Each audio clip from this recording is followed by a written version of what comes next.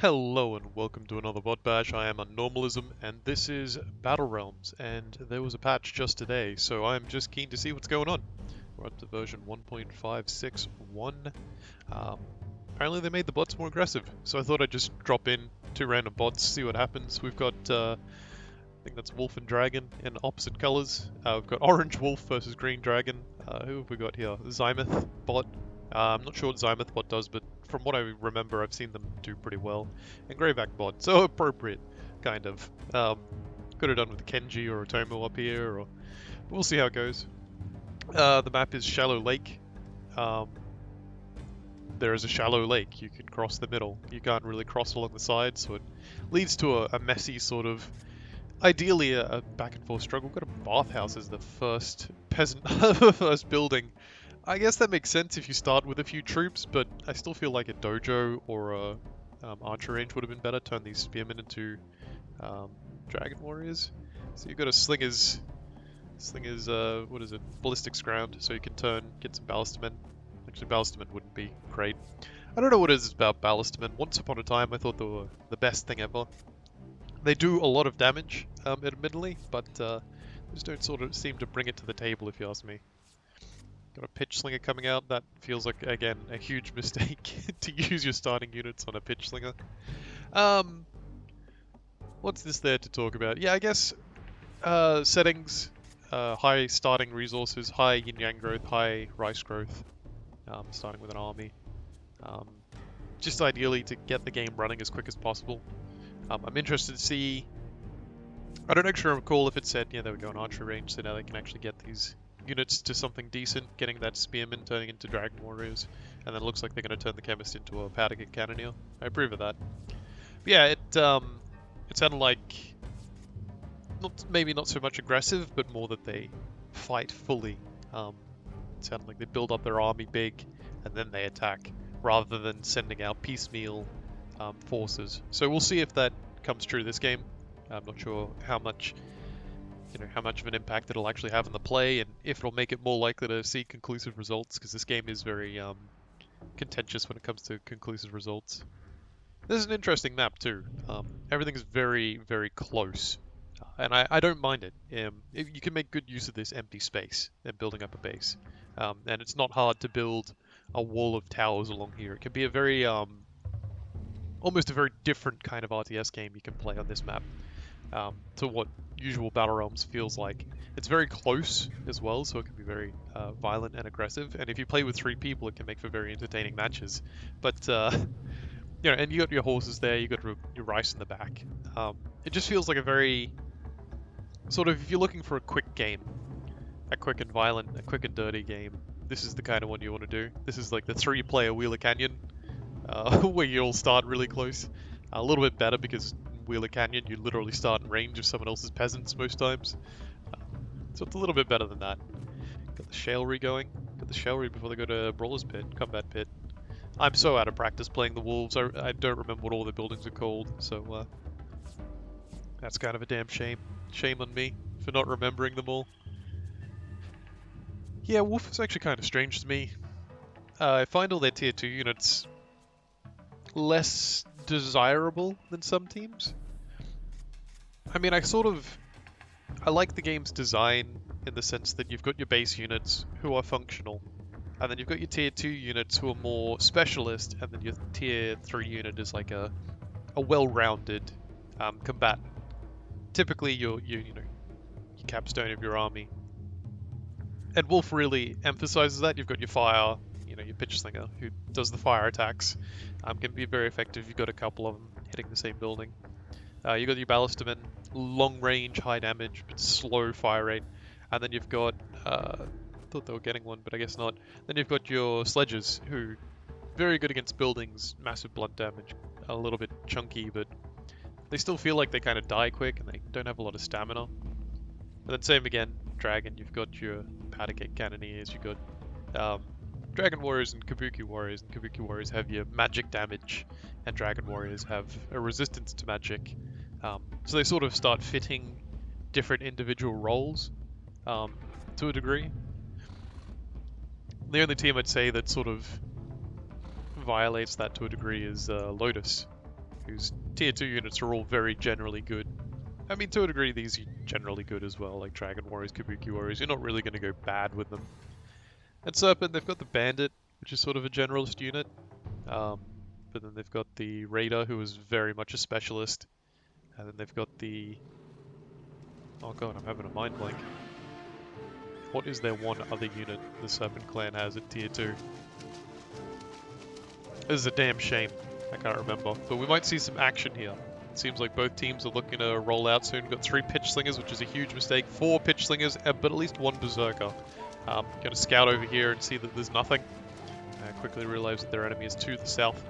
3-player maps are very important for this in RTS games, if you don't know. It's very important to have the scouting element to the gameplay, where you can find your enemy's base.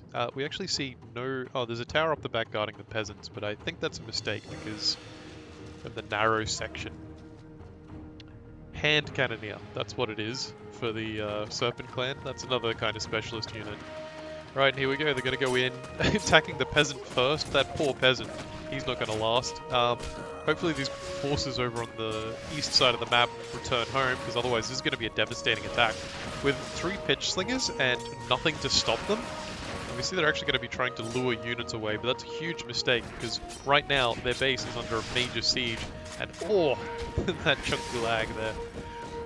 Oh, it does not like the Pitch Slingers. Wow, that is a bit painful. This is going to be a devastating attack to this base once they start hitting buildings. And this over here isn't going to be nearly as effective. Okay, well, they've given the Wolf Clan free reign to burn down their base. How's this battle going over here? The Dragon Clan better be winning. They're winning, but not by as much as they needed to. They're definitely overall... Like, they should clean it up. I don't know why this Dragon Warrior is still in range mode. But they're gonna lose a lot before they clean it up. And as you can see, that Ballista does decent damage, but really not enough to justify that slow attack speed, even against a unit that might be resistant to them. Like, that's a shameful amount of damage. I would have to assume that Dragon Warriors are super resistant, because that attack speed is absolutely miserable when archers and muskets are basically as good as them. Still 2 Pitch Slingers in here, lighting everything on fire. We got the Alchemist Hut, no, Fireworks Factory. The stables is going down. Peasants are trying to run over and put it out with water, but it's going to be too late. That's going to burn down. All these peasants. Oh, this is such a devastating loss for the dragon. I can't see them recovering. That's interesting, the stampede. He's going to be thrown from his horse. This focus on Pitch Slingers is very interesting from Greyback. I don't approve of it, but at the same time, it's winning in the game right now, so I can't knock it. And here we go. Oh, I love the explosion when you hit them with that bludgeoning damage or whatever it is that causes the splatter effect.